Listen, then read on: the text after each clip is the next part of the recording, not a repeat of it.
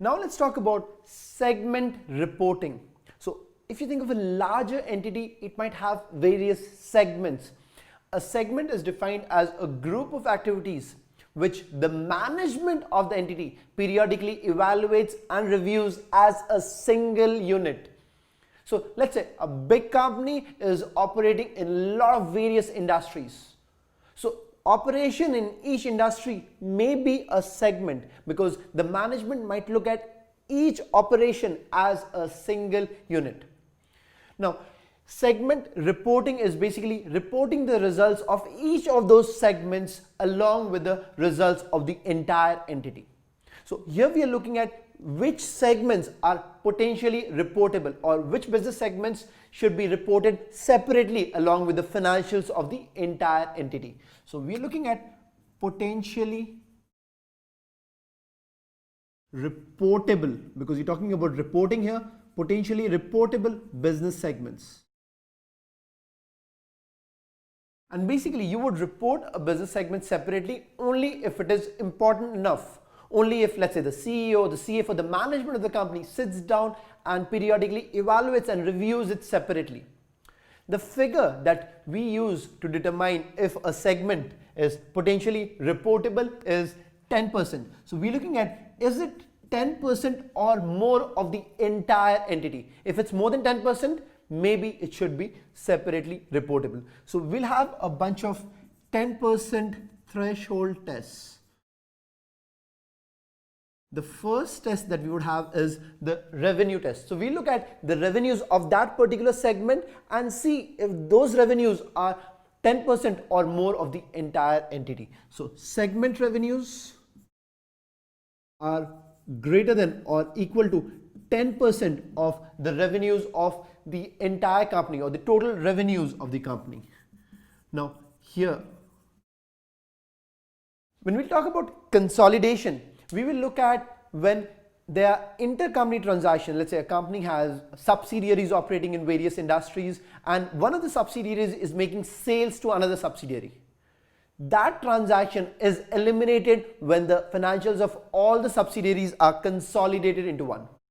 But for the purpose of segment reporting, for the purpose of determining whether a segment is potentially reportable, we will not consolidate. We will look at all the sales of each and every segment, whether that sales is to outsiders or that sales is to affiliates within the bigger company. So we are looking at 10% of total non-consolidated revenues. Basically, we are including intercompany sales and transfers. So you're looking at the segment revenues, whether it is 10% or more of the entire entity. If it is yes, the segment is potentially reportable. Now we'll have another 10% test where we look at the profit or loss from the segment. So we'll look at the segment profit or loss, and then we would check whether this profit or loss is more than 10% of the entity's profit or loss. Now the way we're going to do it is we're going to compare this segment's profit or loss with whether it's greater than or equal to 10% of all segments that have a profit or loss. And I'll tell you what it means. 10% of segments with profit or loss. So let's say a bigger company has got 4 segments. And during the year, 2 segments, they made a profit and 2 segments, they made a loss. What we're going to do is, we're going to put the 2 segments that made profit together, 2 segments that did a loss together. We're going to see which is the higher number, the segments that made a profit or the segments that made a loss. We're going to take 10% of the higher number. And that is our threshold of looking at whether the segment's profit or loss is more than that number. If it is yes, it's potentially reportable. We'll look at it in an example in the book in a moment, but understand. So we're putting all the profits together, all the losses together, and we're calculating 10% of the higher number to check for this threshold. Now, a few things that we need to note here is we are looking at operating profit or loss here. And to calculate this operating profit or loss, we're again looking at total revenues, non-consolidated. So whether it's sales to outsiders or sales within the company. Now, we would exclude corporate level expenses. So because you're looking at all segments, you're excluding the corporates. So you're looking at all the expenses of those segments. Now, there could be certain common costs. Let's say all our segments have a common IT department. Now, the cost of IT department now needs to be allocated between all the segments. So that becomes a common allocated cost. So you might divide the cost of the IT department, let's say, based on the revenues of each segment across all segments. So you would exclude all those allocated costs to determine the operating profit or loss, but you would not get into calculations the corporate expenses. So that becomes our second test. So we are looking at the revenue test. So we're looking at 10% revenue test. We're looking at 10% profit or loss test. The third test that we're talking about here is the 10% asset test. So again, here we are looking at the segment's assets. So segment assets, and whether those assets are greater than or equal to 10% of the assets of the entire entity. And here we are only looking at identifiable assets. We are not looking at unidentifiable assets like goodwill. We'll talk about that later, but for now understand we are looking at identifiable assets. So 10% of identifiable assets. So these are 10% tests that I've given to you, and I've told you, right? It's potentially reportable if it's more than 10%. Now, out of these 3 tests, any one could be satisfied. Any one is okay. So let us say when we are looking at a company having operations in different industries. So operations in different industries. So operations in each industry could be one of the segments. Here you would want to test all 3. So you would want to do the 10% revenue test, the 10% profit or loss test, 10% asset test. So you would test all 3, disclose all 3. So you would disclose what are the revenues from each segment, the profit or loss from each segment, the assets in each segment. And if any one is met, then you would have that segment as potentially reportable and meet any one of these 3 tests. So you could say any one. Now, a couple of other ways that we look at for segment reporting is when the entity has foreign operations.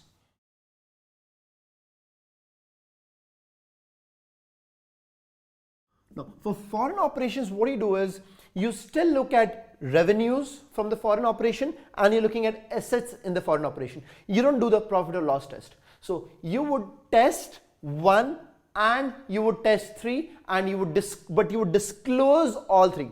So what you do is you test 1 and 3 but you disclose all 3. So for the purpose of doing the test, you're not looking at the profit or loss test, but when you're disclosing all the 3, the results of all the 3 tests. Now, the third thing, when we are looking at, let's say, major customers.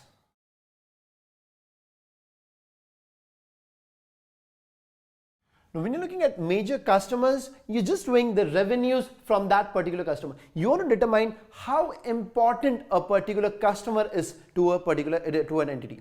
So if that customer is buying more than 10% of what the entity is selling, that's a very important customer. That's a major customer, needs to be disclosed. So the only test that we do is for that customer. That becomes sort of a segment. We're only looking at whether that customer is taking more than 10% of the entire amount that the company is selling. So you test only 1 and you disclose only 1.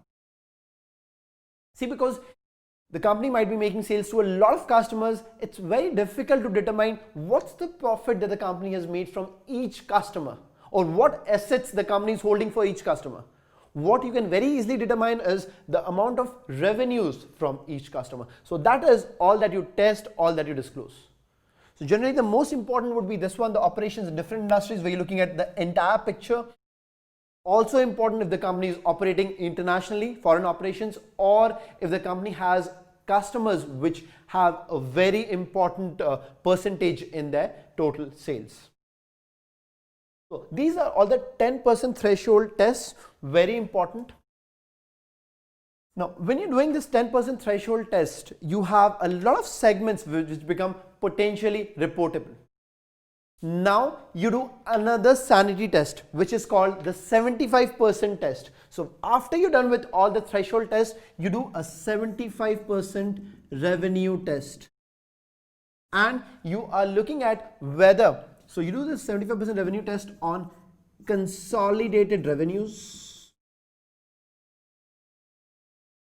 So this is a 75% revenue test, and this is to be done on consolidated revenues. If you look, this was non-consolidated, now you're looking at consolidated revenues.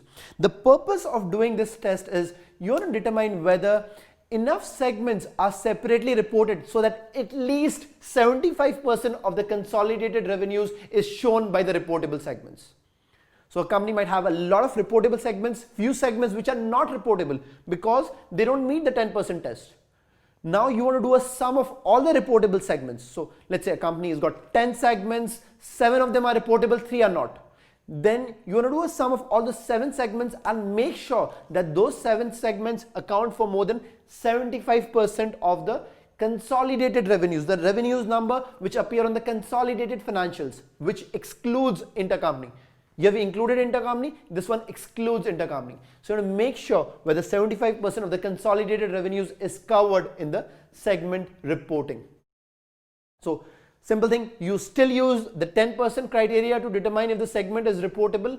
You sum up all reportable segments and do a sanity check to determine whether the segments account for 75% of the total revenues. Now, generally the 75% revenue test may be satisfied. If not, then what you would do is you would take out certain additional segments. Even though those segments did not meet the 10% test, you would still designate those segments as reportable until you meet the 75% test. So naturally, all the segments which met the 10% test, which accounted for more than 10% of the segment revenue of the company's revenues or the operating profit or loss or assets, are reportable. Now, even those segments which were not reportable would now be designated as reportable, few of them, till the time the 75% threshold is reached. So this is the more important test. This is just a sanity test. By chance, these reportable segments do not account for more than 75% of the consolidated revenues that's there on the consolidated financials. So guys, segment reporting, very important topic. And here what you need to remember is the 10% threshold tests. You need to meet any one of these tests, and after you determine the potentially reportable segments, after that you're just doing a sanity check to make sure that the 75% of the consolidated revenues are covered, is there as segment reporting. Now, one last thing that we're looking at is segment reporting is required for public companies. So we're looking at SEC here. So SEC was for public companies issuers. So you had all these forms which the public companies need to file with the SEC.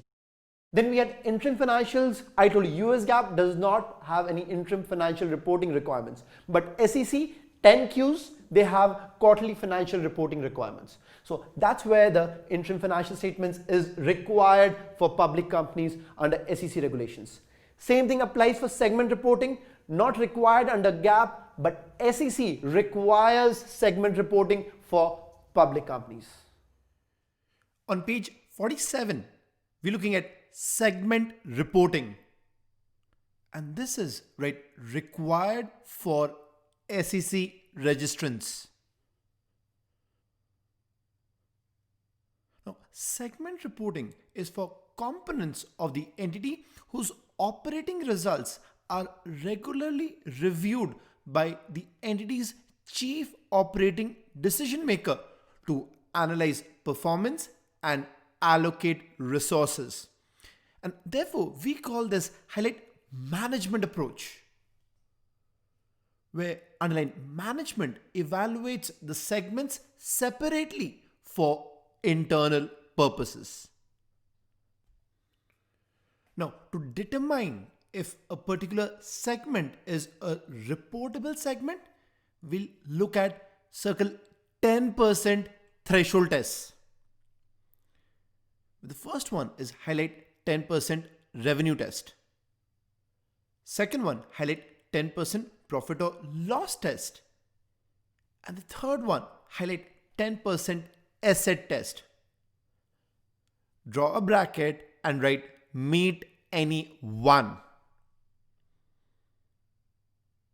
So if any one of these three 10% threshold tests is met for a particular segment, that segment is reportable. Now, note for the 10% revenue test, we're going to be looking at put a box around total revenue. That's external revenues plus any internal revenue, that's intercompany or intersegment sales. After we are done with the 10% threshold test, we'll get to our circle 75% sanity test. And here we look at put a box around consolidated revenues. So reportable segments need to include at least 75% of consolidated or external revenues. If this 75% sanity test is not met, additional operating segments need to be identified as reportable even if they do not meet the 10% threshold test until this 75% test is satisfied.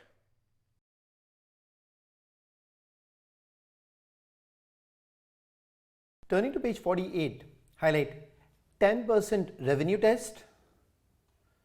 And as we know, this is total revenues. So highlight includes intersegment sales. Now let's look at the example. It says assume ABCD company has 4 industry segments with the following revenue information. So the first column talking about segment, the second column is sales to non-affiliates, third column is intersegment sales, and the fourth column, the relevant column here, is total sales. So how about putting a plus sign between sales to non-affiliates and intersegment sales and write equals total sales and highlight total sales. So if you look at segment A, sales to non-affiliates is 100 plus 50 gives you 150. Segment B, 150 plus 50 gives you 200. Segment C, 650 plus no intersegment sales, that's 650. Segment D is 900 plus 100 intersegment sales, that's $1,000. Now, when we're looking at sales to non-affiliates, put a bracket below that column and write use for 75% revenue test, because we know for 75% revenue test we are using sales to non-affiliates, or basically the consolidated revenue. But for the 10% revenue threshold test, we use total sales. So below total sales, put a bracket and write use for 10% revenue test. So the total sales here is $2,000, 10% of that is 200. So segment A with total sales of 150, that's not separately reportable under the 10% threshold test. But segments B, C and D, which have $200 or above of total sales, they are separately reportable. Next, let's look at highlight 10% profit or loss test. And here we are looking at operating income or loss, highlight total sales reduced by COGS and SG&A expenses. We also highlight allocate common costs. Now these are operating expenses which benefit more than one segment.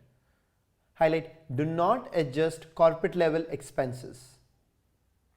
Now let's look at the example. It says assuming sales figures from the previous example, ABCD company had segment level operating expenses of $1,250. The company as a whole had $400 of common expenses and allocates common costs based on sales. Underline this, allocates common costs based on sales. Now, the computation of operating profit or loss is as follows. In the first column for segment, The second column highlight total sales. Third column is operating expenses. That gives you income before common costs. And then we're looking at the $400 common costs. Right there, allocate. And remember, allocate based on sales. And the last column, highlight operating profit or loss. Now, let's try to look at the percentage of total sales of each segment. So, segment A has $150 of total sales against $2,000 of sales for all 4 segments. So, that is right 7.5%. For segment B, $200 out of 2,000, that's 10%. Segment C, $650 out of 2,000, right, 32.5%. And segment D, $1,000 of total sales of a total of $2,000 for all segments, that makes it right 50% of total sales. Now, based on these percentages, we're going to allocate the common cost of $400. So 7.5% of $400, that's $30, which goes for segment A. 10% of $400 is $40, which goes for segment B. 32.5% of $400, that's $130, is for segment C, and 50% of $200, that's allocated to segment D. That makes it $400 of common costs allocated based on sales. So if you look at total sales, 150 for segment A, operating expenses 270, income before common costs, that's a negative 120. After we allocate the common cost, it's a negative 150, or basically an operating loss of 150. For segment B, total sales is 200 less operating expenses 60, gives income before common cost 140. Less common cost of 40 gives us operating profit of 100. For segment C, total sales 650, less operating expenses 570, less common cost allocated 130, results in an operating loss of 50. For segment D, which has got total sales of 1,000, less operating expenses 350, less allocated common cost 200, gives you operating profit of 450. Now look below. What we've done is we're putting all the operating profits together and the operating losses together. So segment A and segment C have had operating losses. Segment A is $150 operating loss. Segment C is a $50 operating loss. So that's $200. And segment B and segment D, they've got operating profit. Segment B has $100 of operating profit. Segment D has $450 of operating profit. That makes it $550. So highlight operating profit, highlight operating loss. Total operating profit, highlight $550. Total operating loss, highlight $200. And now we are looking at the higher absolute number. So right there, 10% of the higher of $550 or $200.